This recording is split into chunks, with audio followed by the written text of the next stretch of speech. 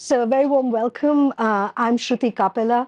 I'm a professor of Indian history and global political thought, which is to say, I work in the history of political ideas as well. I was appointed in the university in 2007 when I also took up my fellowship at Corpus. Both the faculty and for Corpus too, history has been a very major discipline. In fact, history is the largest faculty outside of natural sciences in the university, and Corpus has had a long, robust tradition of historians. So I was delighted to actually join the fellowship when, unlike, say, Oxford, where I was before, my first job was Oxford and I taught in America. Here, when you get appointed, various colleges, as it were, I wouldn't say date you, but they take you out and want to kind of, see whether you fit in with them. And it was a real joy for me, having not been a Cambridge student, to be so warmly welcomed by both the historians, but also the students here. So, what is the global? Why is there a clamor for the global in history? And Cambridge history has been at the forefront of the so-called innovation, the so-called turn in scholarship. Some of you might be too young, but of course, Cool Britannia, late 90s, the whole world was kind of going global. But the historians had actually got onto it much earlier, which is to say that they were interested, historians have been interested for about 30 odd years, to not look at history simply from the point of view of a particular identity or even a particular nation. So history has always been organized around a unit of analysis. Primarily, in the last 100 years, it has been that of the nation. And there was a kind of frustration with this model because even if you look at empire, it transcends locality, region, and even nation. So, in the good old days of the 90s, when we all thought globalization was a great thing, historians also thought the global was the way to go forward, charting connections and interactions between the wider world, between, say, merchant communities in far off places like Goa, and what they may have to do with people in Venice, or, for instance, the rise of Islam. So, I'm a historian of India, and India is one of the first places beyond Arabia to have Islam, right at the 8th century itself. And so, what had trade, religion, movement of people, goods, and ideas have to do with the making of political structures, cultures, and the like, which also meant that history became much more contested and contentious. And the second kind of wave of this was, which is now again not surprising with the rise of China and the like, which is to say that there was something that the kind of the modernization or the preeminence of Europe was actually down to what people had done in the non-West. So if I look at the story of the British Empire, of which India is the centerpiece, 40 years ago, it was absolutely considered the story that this was a place of anarchy and decadence and decline, which allowed the East India Company to come and, create superiority and a global world order. Now, after all, the British Empire was the first interconnected global imperial system in history. And then, of course, the new work, especially coming out of Cambridge, showed actually that it was Indian merchants, Indian sepoys, and the like who had actually been very central to the making of the empire, but also the making of modern capitalism. And indeed, and I'm sure my colleague Emma Spary, who's an expert in it, will also talk about the history of science, that how actually, collections such as the Kew Gardens and the like have everything to do with an imperial connected global order. So what is the traffic of not just people and goods, but also ideas? And that's what animates me. So the global is also, in a way, signals that it is no longer possible to write triumphalist histories of the West, that the West in itself also operates in a relationship, whether of superiority, of contestation, or of decline with the wider world. And these are the debates that have now, as it were, at the front and center. You don't have to be a historian of China and India to be doing it. You can be a historian of 16th century fashion, and I see a very good colleague of ours sitting here who will also be interested in how Europe is connected to the wider world, or how European fashion might be. So in a way, this is inescapable, and this is what we now pay attention to. At the level of curriculum, too, this has been a major innovation. Emma Spary was the academic secretary when we had a new TRIPOS. It's a new undergraduate degree that has just come in. And there, survey after survey, our students demanded. It's very fascinating that these are all British kids, primarily British kids, who want to study the wider world. And Corpus is actually, again, very lucky that we have, as it were, the cutting edge of scholars doing that work. My own work is a bit more skeptical, if I may say, of the global turn, having actually worked on it in some ways. I'm concerned with the fact that, yes, the world is connected. You know, we can now no longer have our breakfast or even anything else without paying homage to a large number of processes and people and goods elsewhere. There was a brilliant book written on the invention of breakfast in Holland, where actually, you could see that the table itself belonged to the world rather than just to a middle-class person in Amsterdam. But I'm skeptical. Why? Because I'm interested in politics, and I'm interested in the creation of modern politics. And it seems to me that the more we are like each other, the more contentious our politics is. So you may have a world economic system, which is called capitalism, but you do not have a world politics. We have a system of world governance, so-called United Nations, NATO. But the world is still bounded. And we have seen that politically, that the re-emergence of bounded identities. I'm not just speaking about Brexit, but I'm also speaking about the fact, the rise of neo-nationalism in our times. So I'm interested in what does not travel, what does not connect, and what produces, as it were, contestation and politics. And my own work, my latest work, was on how India became the first country to be decolonized from the British, and what was the political innovation that it took. It was not simply a matter of producing a mass protest against the empire, which of course Gandhi helmed, but what underpinned it was a real innovation and reworking of modern political languages, particularly of democracy and of violence. And its innovation that, in a way, cut out the ties. The empire found it incredibly difficult to engage, to be on the same table, because Indians were speaking ostensibly the language of democracy, but what they meant by it was very simple. So I'll end with my one point of departure, and then I'll move it on to my colleague. Which is to say, in the West, if we look at, we've all read Hilary Mantel. We've also sort of the religious civil wars created the passage to modern political identity, which involved two processes. One, that the state was the monopoly holder of violence, that the correct author and prosecutor of violence was the state. And the second story of modern Europe and the modern West has been that the idea of the enemy, we love to be in a connected world, but politics is about difference and opposition, and the idea of political enmity, I mean it in a soft way rather than in a negative way.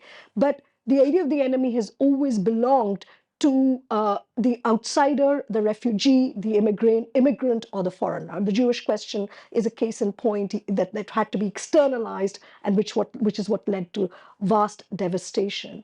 In India, I was fascinated by this one question, that in 1857, which is the largest anti-imperial mutiny, Indians killed the British in large numbers. Men, women, children were killed in very, very large numbers. And that, of course, led to changes in the empire. But 90 years later, when Indians become free, the British are singularly spared. What changes in that story? And that story is to say that in India and South Asia more generally, violence will only be politically meaningful if deployed to the intimate, to the known, to the neighbor. And therefore, it will not have the logic of genocide, but the logic of fratricide.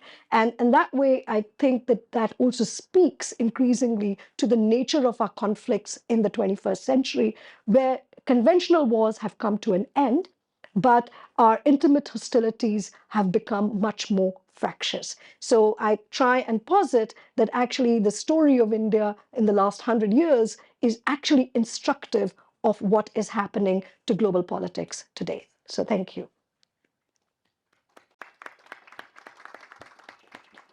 Thank you, Shruti.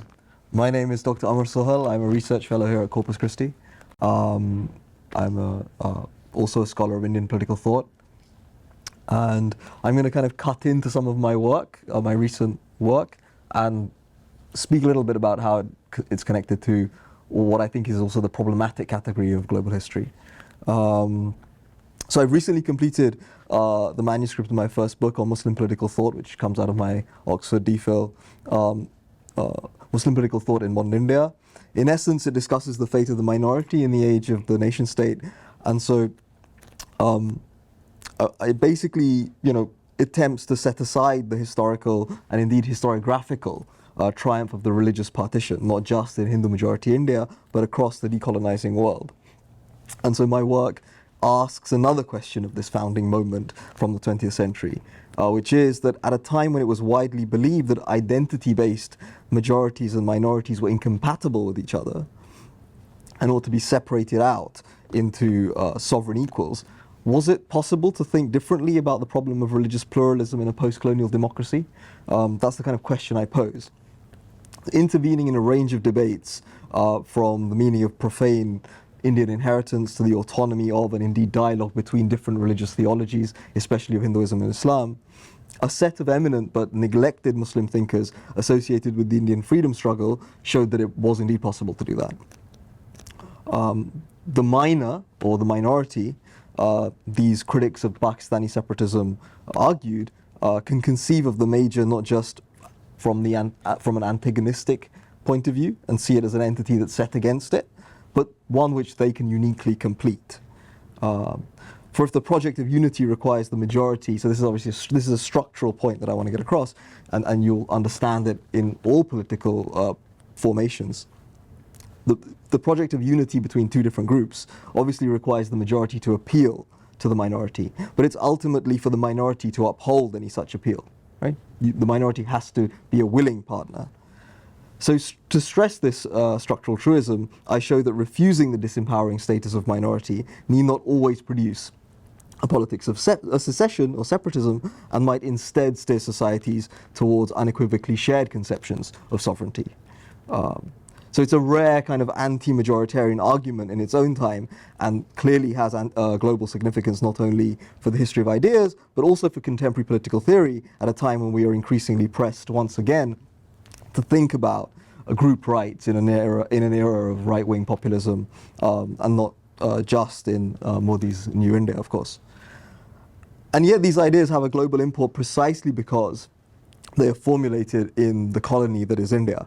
The enormous scale of this continental country in terms of territory, demography, and sheer identitarian diversity with respect not just to religion, but of course region, language, caste, allows us to extrapolate from that place, India, a whole set of ideas central to global politics. In my case, it affords a grand theatre in which to think about how the majority or the major or the whole can be theorized from the perspective of the minor or the minority, and in relation to these many intersections that I've mentioned. And as Shruti scholarship has long since demonstrated, in many ways India is the new Europe, the epicenter of 20th century political thinking, precisely because of its scale and its diversity. The other major point I'd like to make is about political Islam. Today, when Islam has come to assume a crucial position as the religious or the theological in many secular Western societies, to which it is a relatively new addition, our international debate, to me at least, seems to be around the relationship that the non-religious state has with the kind of modest, dare I say, concerns of Islamism. It's kind of saturated by that contestation. If politics, however, is determined by our ability to think and act freely in the world, right, the temporal world, Islamism is anti-political because it gives sovereignty up to God and is interested not in human agency at all, but maintaining the supremacy of theology in everyday life. It has very limited ambitions. Therefore, its critical engagement with secular politics has been organized around issues of religious comportment, or more precisely, the demand that liberalism be applied to Muslims in such a way that it safeguards their faith, right? But India helps to show that there exists beyond these narrow confines a deeper intellectual engagement with pluralism, which prompts Islam to have much grander ambitions than simply its own preservation. It asks instead a much larger question: how do Muslims, without giving up their faith, unite with the other communities of their country to form a cohesive society, as opposed to resigning themselves to cultural apartheid? And that's essentially what my book tries to uncover in the Indian context, but you can see why that might have meaning beyond it. I'd like to end with a warning of sorts about the limits of global history as a discipline. To paraphrase historians like Samuel Moin, we must resist, I think anyway, a worrying tendency to draw casual and all too neat linkages. And this kind of ties into what Shruti was talking about just now. These casual linkages across geographies that I think minimize the integrity and importance of local contexts. Ideas like other historical phenomena, despite their transportability, grow up in a certain environment and are indeed remade in unique others. My point then should not be taken as a banal call for nativism, but rather that in any given context, various influences merge to produce novel intellectual ferments. And we need to be more attentive to that fact than we often are, I think. So in sum, the global cannot be a replacement for, but must be fitted in alongside the local. And so I might end with a plea for that terrible but perhaps instructive phrase, the glocal.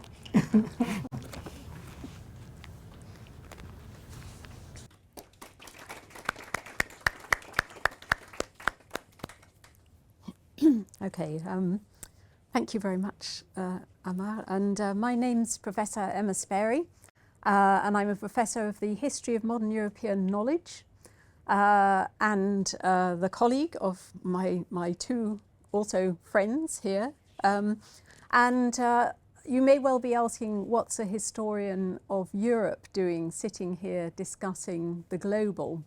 And it has an awful lot to do with the points that Shruti was making right at the start, namely the fact that, as it were, the scene of historical attention has now shifted away from questions of the nation state and much more towards what happens when one pursues interactions between groups or individuals, the movement of things and people, the ways in which individual states are always codependent upon other states in the rest of the world, and developments often very far away. And I almost approach history from the exact opposite end of the lens from either Shruti or Amar, because my interest is more in the material. I'm interested in material culture. And the way that I would position myself with regard to the global is to suggest that it's not attention to a bird's eye view of the whole, but rather attention to what has been called at different times and by different historians transnational history or connected histories. That is to say, the history of movement, the history of the ways that things and people and knowledge move between different locations, what effects they have in travelling and what effects they have when they arrive. And we can ask all kinds of questions along these lines. If I mentioned codependency just now, well, one feature of my research at the moment is as it were, almost a literal dependency, because I'm looking at the French state around 1700. France at this time was in a very interesting position in that its ruler, Louis XIV, was particularly concerned with generating a nation state. He was concerned with what it meant to be French. He was the patron of individuals who wrote the first ever French language dictionary, but he was also very much concerned with France's position in the world, and he engaged in a lot of support for and receipt of diplomatic missions with other rulers, including, for example, a celebrated exchange with Siam, as Thailand was then known, and various envoys were sent back and forth between Siam and France, which at the time in 1700, or actually 1680, was a very long and complex journey. Now, the image that you have been forced to sit there watching for the last 25 or 30 minutes actually comes from my research. This is the inside of a French coffee house in approximately 1705. And it shows in the foreground an awful lot of people in French fashions, sitting around tables, playing cards, drinking coffee from tiny cups. And right at the back is somebody in very different type of dress who's stepping through the doorway from the back room with more coffee to top people up.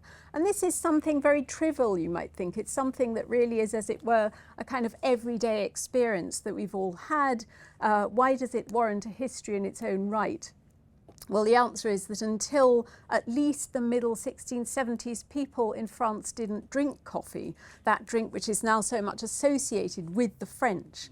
So in one sense, we can use this particular material good to ask how it is that a national identity could be crafted around a substance that was imported first from Cairo, and then later in the 18th century came to be imported from the New World. So my project is really about following these diverse substances from all over the world as they travelled into France. And there's a whole range of locations that they come from. My study ranges over places like Quebec, Canton in China. I look at the Middle East, at Smyrna.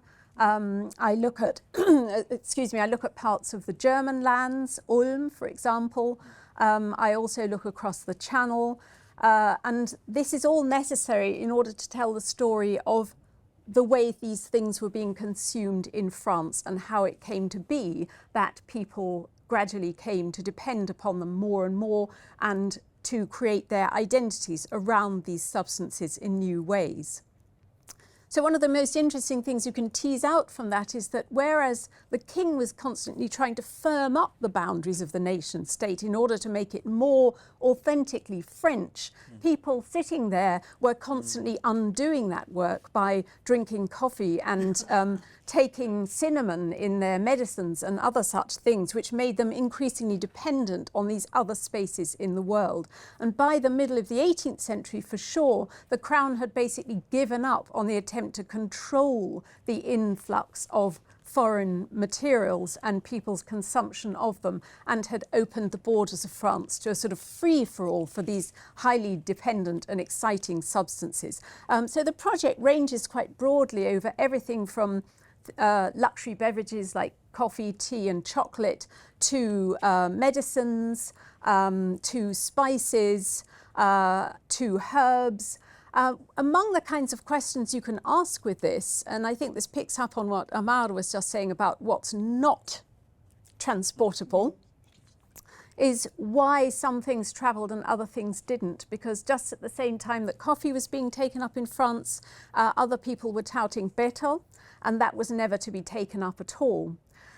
So in other words, what I'm trying to do with the research that I'm undertaking at the moment is to develop this kind of approach, which is much more about seeing the nation state through the process of movement in and out of the nation state, and also ensuring that we keep first and foremost as one of our priorities the types of concerns that we might have when considering how that nation state was being changed all the time by its interactions with other spaces and locations, and in particular by its interactions with the people who travelled through and, as it were, brought the knowledge of these substances to new clienteles for the first time. And you do find merchants, for obvious reasons, are very heavily involved in this. In fact, and this is just to draw things to a close, but one of the main questions that I was managing to answer through the research I did for my book was,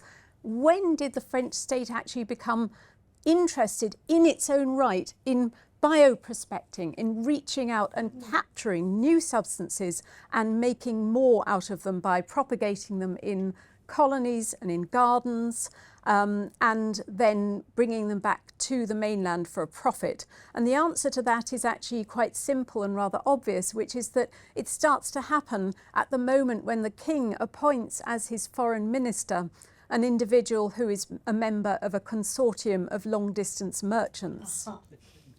So at that moment, politics and commerce elide completely. And it's very interesting in the light of the debates that we are having now about bioprospection and the abstraction of natural resources from other parts of the world, to be able to pinpoint a moment in historical time when that kind of project really starts to become a state priority. So I think I'll stop there, and perhaps we can go to questions and discussion.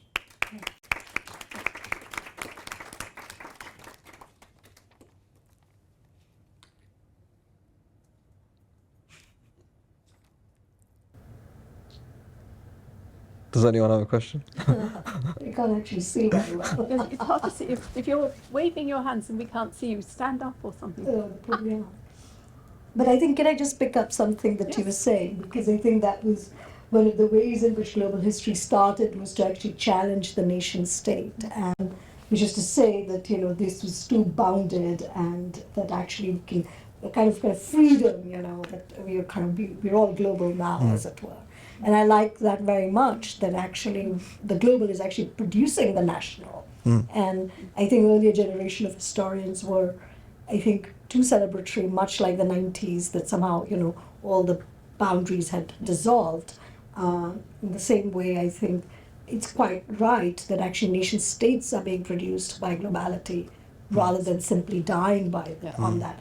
And I think that's very timely, especially right now. Or being undone by them. Or being undone by them, because actually they're reinforcing each other, because we are certainly in a global order today, but no one can make an argument that, you know, the nation state is dead. Far from it. I mean, so I think it's an interesting paradox, one which I have a lot of sympathy for. You know, so yeah.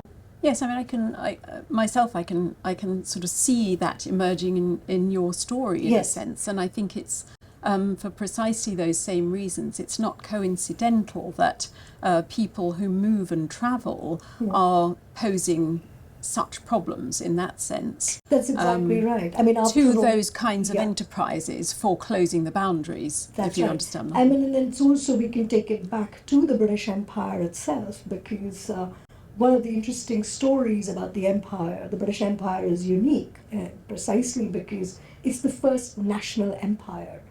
So you've had multi-ethnic empires, and this is what Nehru, India's best-selling historian, wrote, that because, of course, India has always been a crucible of empires, Muslim and other all kinds of trading empires and the like. And his book was very important when in Discovery of India, he says, well, actually, you know, the British are unique in India because they're the only ones who held their loyalty elsewhere. And that's kind of what the remarkable feature of, as it were, modern times, whether it's the French or French are later into that story. And therefore, at the same time, if you look at the history of 20th century, in the interwar period between, say, First World War and Second World War, there's such a growth of internationalism, particularly because of Bolshevism, but League of Nations. There's a lot of clamor. The Red Cross is founded then and the like, and everyone thought that actually the world was going to be international. But lo and behold, actually, it's the nation state which wins out at the end of the Second World War, precisely because of the Jewish question as well, because those systems were not seen to be adequate protections. The imperial systems were not adequate protections for minorities. And so I think it's connected, but I think certain historians have gone, and I hate saying that, but they're all men, who write these big, large-scale histories, bird view histories, where patterns are etched over time and space, and as if everything was smooth interaction, but it's actually much more choppy and actually produces locality. Globalization produces locality. So I want. Thank you so much. I had a question about the methodologies of doing global history, and I was wondering as to linguistic and cultural barriers, especially in trying to create these interconnected histories between countries, and countries that often have completely different languages or cultural perceptions. And so I was wondering if you see these as limitations of doing global history or incentives, perhaps. Yes. So Alexandra was asking about the possible limitations to this kind of approach of history writing that are imposed upon us by constraints of language. And I suppose I can immediately say that this is something that I've partly encountered because as a Europeanist, I do have several European languages under my belt. But I do not, for example, have Armenian. And as it turned out, one of the main group of merchants involved in bringing coffee to France was Armenian. And I forgot to mention this, but the chap in the background of the image there is actually in Armenian dress and was probably one of the main Armenian coffee men. And this may be the only image that we have of this individual. So a lot of the early part of my research was spent liaising with Armenian historians for help in how to pursue this person around and how to make sense out of what the few things that he'd written. Fortunately, he wasn't very, as it were, effusive in his writing. So all that was involved was a few legal documents. But yes, I mean, I come up against the limitations of my own language knowledge, but also in a sense against the limitations of people who are doing Armenian history because, we had to sort out the fact that this individual had married a French woman and his mother was also probably French. And so while he'd been trained in the Armenian merchant system, he was also to a great extent French and living in Paris. So he represented exactly this kind of complex person who was moving between cultures. And so only that communication across those boundaries could really ever help us find out what was going on with these sorts of situations. I would just quickly add, from an intellectual history point of view, I think it becomes actually quite exciting because what you end up, there's this is a tired debate in some sense, but ideas when they come to the colony take on an entirely different meaning often and then clash or fuse with domestic or native ideas which are already in existence. So for instance, in my work, Muslim understandings of insaniyat or humanity are then forced into an interaction, or this universal idea of humanity is forced into an interaction with concepts such as minority and democracy, which it may not have had to deal with before. That's precisely the result of political representation, colonialism, and so on. So that is, I think, an exciting kind of fusion, which, it has to be taken seriously, and one can't necessarily overpower the other thing. And that's the historian's job to kind of deduce what's going on here. But I think it's an exciting project. Yeah, and I think I would add that on the upside, we are forced to read other people, which actually historians get too specialized in their little century or their little kind of context. So, in some ways, actually, it's been a very liberating thing because, global history, having sort of kind of talked about my skepticism, that, you could get tired of reading triumphal histories of any society or any context at any given point. And this is actually a really good corrective in to that extent, Yeah, Nisreen. Might this also be a methodological problem of actually learning languages and with the cuts that are across the board, where students do not have the opportunity, and universities, uh, even ours, for instance, do not offer language teaching support. For instance, even in the Indian languages.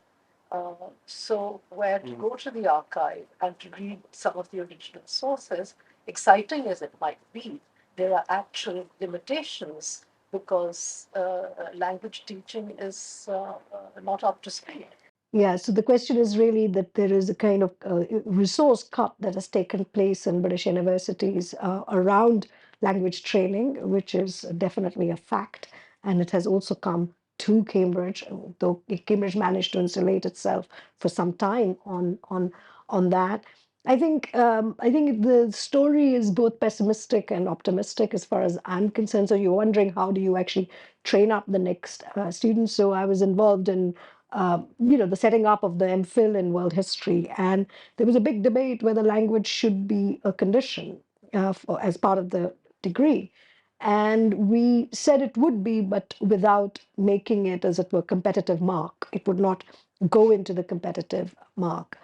And I think the language center here does a good job, even though I know you're squirming. It's not probably the best, but what can I say? We try and do what we can. There are other ways in which students are going away for intermitting for 6 months and going away to South Asia or Japan. I have a tutee at the moment sitting in Japan learning Japanese. So students who are motivated are finding all sorts of ways, and college does help that way. College has been a very good thing, that if someone wants to go and learn a language, we will help support them.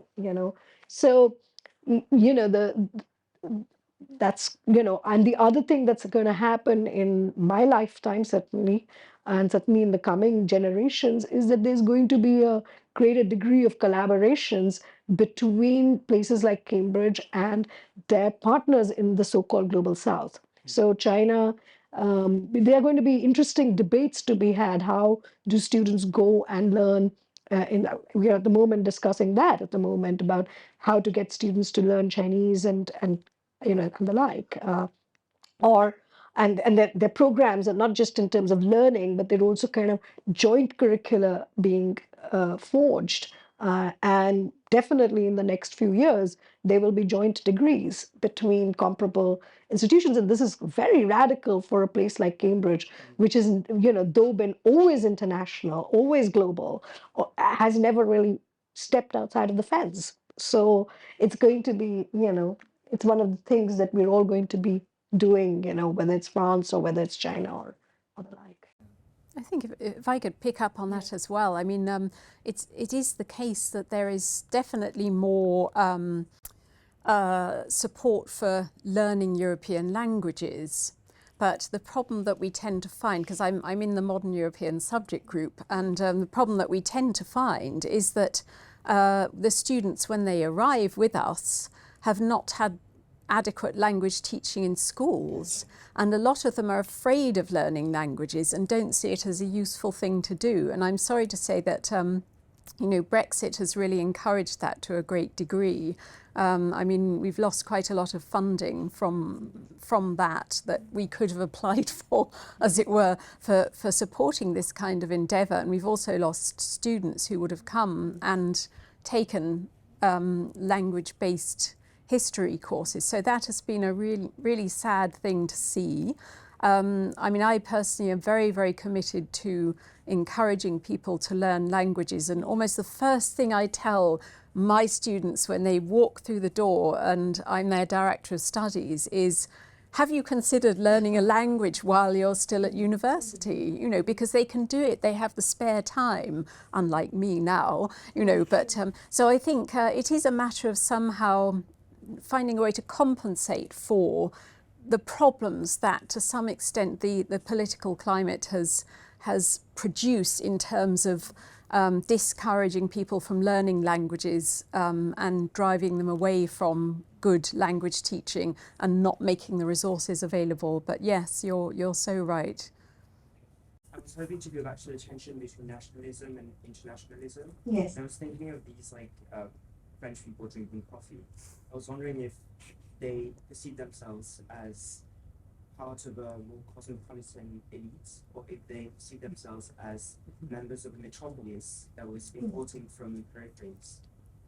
Well, thank you. That's a wonderful question, and a very good one, which I spent quite a long time trying to answer. And the response to that is that it's complicated, because that's what historians like to say to everything. But in essence, there is a big, big debate over whether these substances should be brought in. There's a big and particularly bitter debate in the 1670s and 80s when coffee's first coming into the world of polite consumption. And there are those who argue that actually it's actually rather sort of immoral for individuals to spend lots of money on these substances that come from far away and might seriously damage the health, especially in the long term.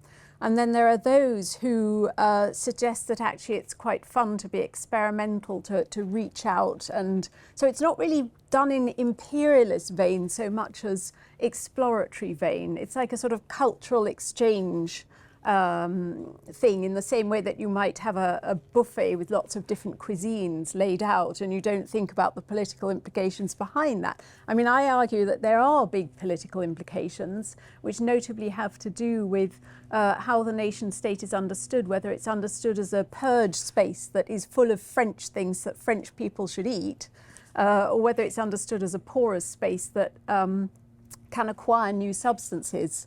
But then, of course, the problem with that latter view is that it inclines people more towards imperialism.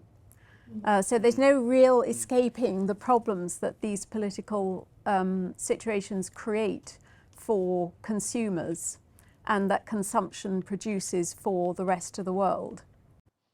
But I think, if I may add, it's a really interesting and pertinent question, because cosmopolitanism or exchange or openness is also associated with new or old elites. It seemed to be quite an elite exercise, and that is also the story with our recent politics. Whether it's, I mean, I don't want to get into Brexit, but but you could even say that even in a place like India, where someone like Modi could become prime minister by saying that the multicultural compact in India was won down to its liberal elites.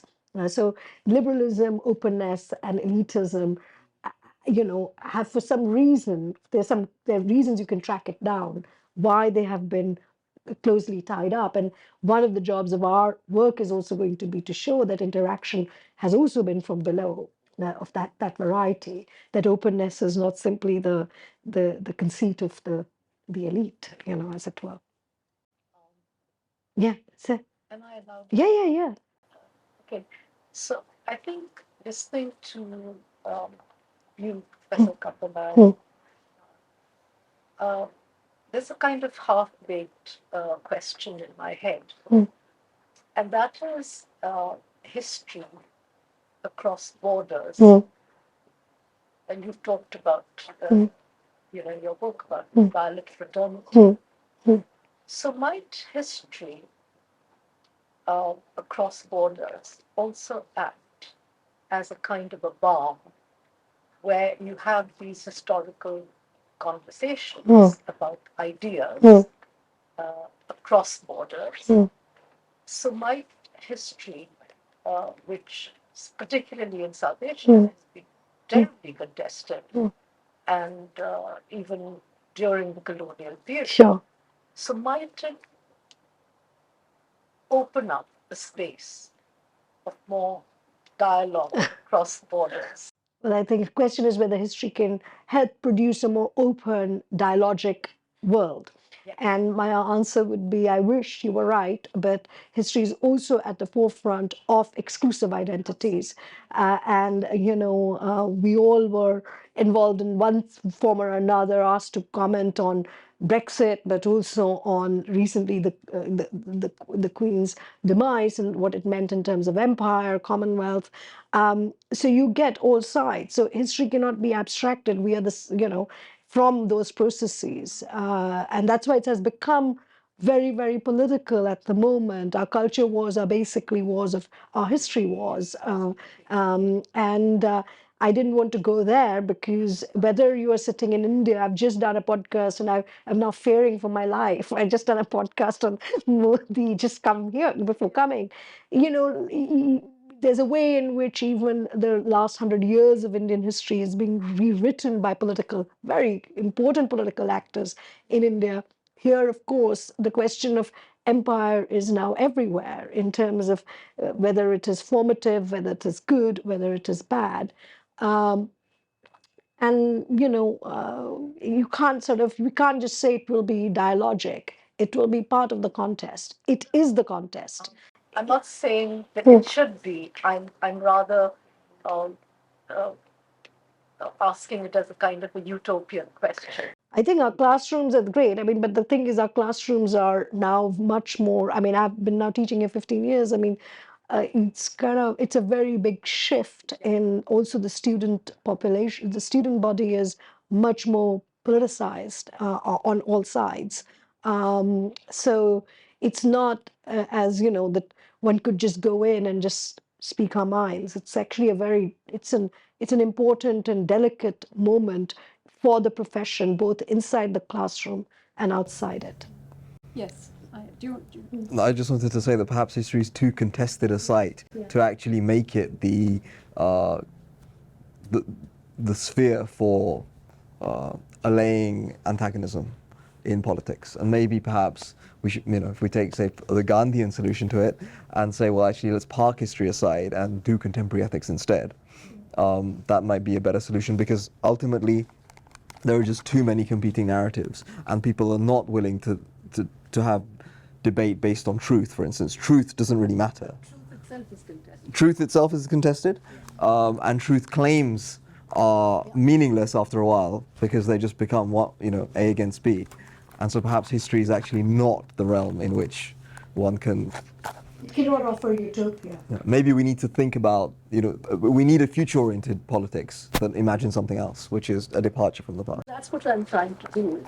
Yeah. And I'm just, I suppose, an old fuddy-duddy idealist, and keep trying to bang my head and hoping that Well, if I may, I would like to join your old fuddy-duddy idealist grouping and just say that I think that, one of the tasks we can carry out as historians, and we can't win the debate.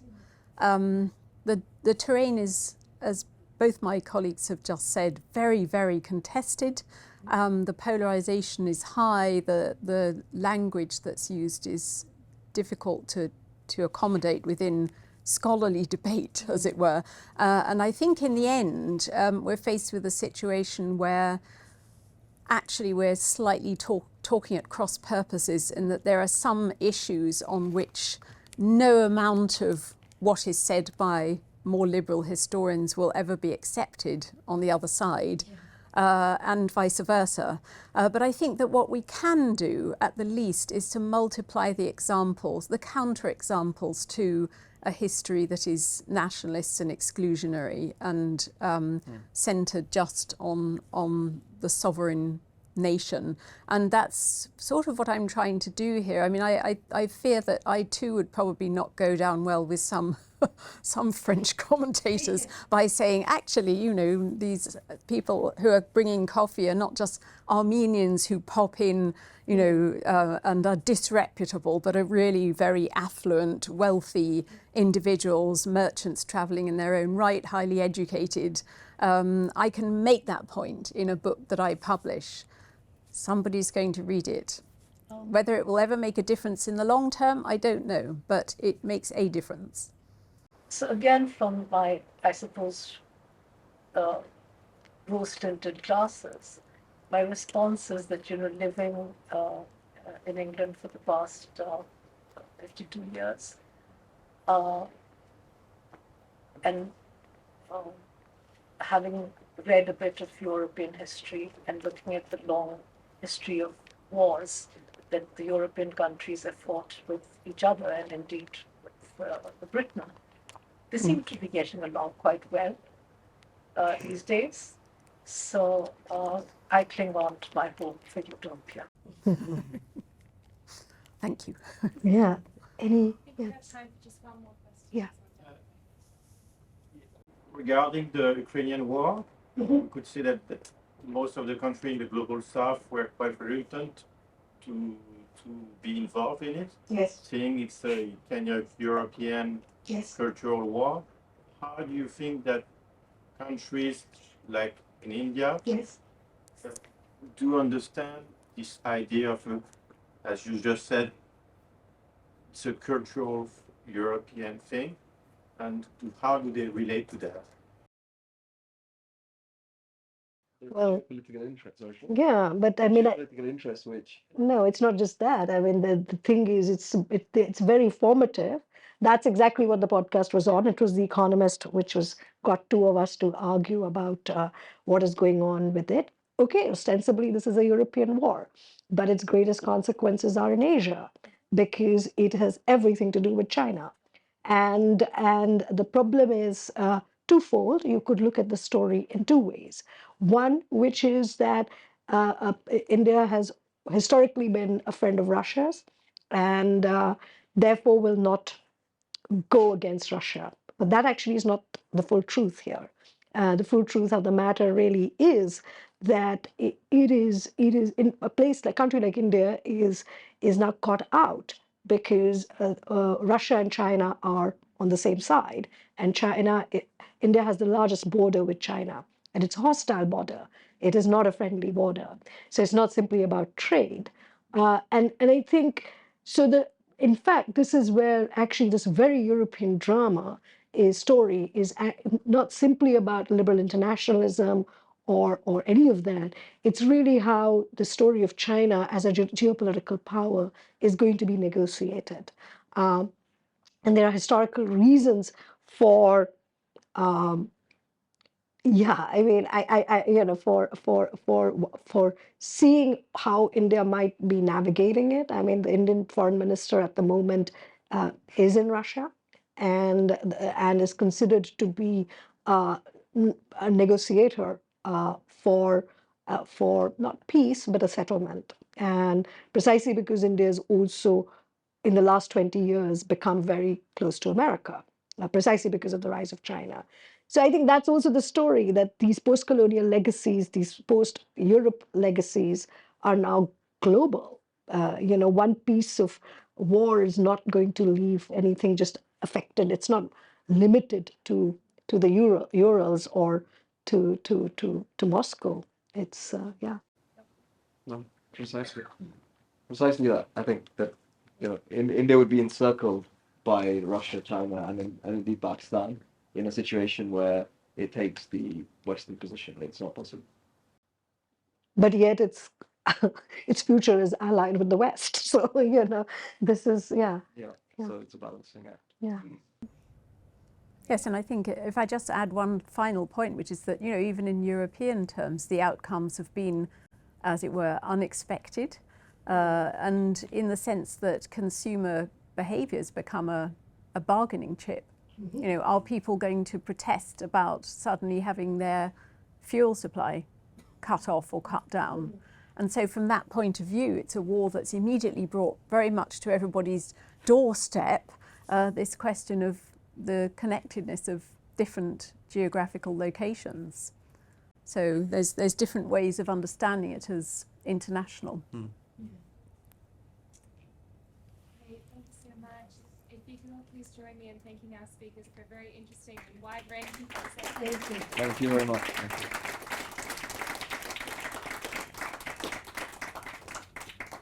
And we can all indulge in our own exotic coffee break.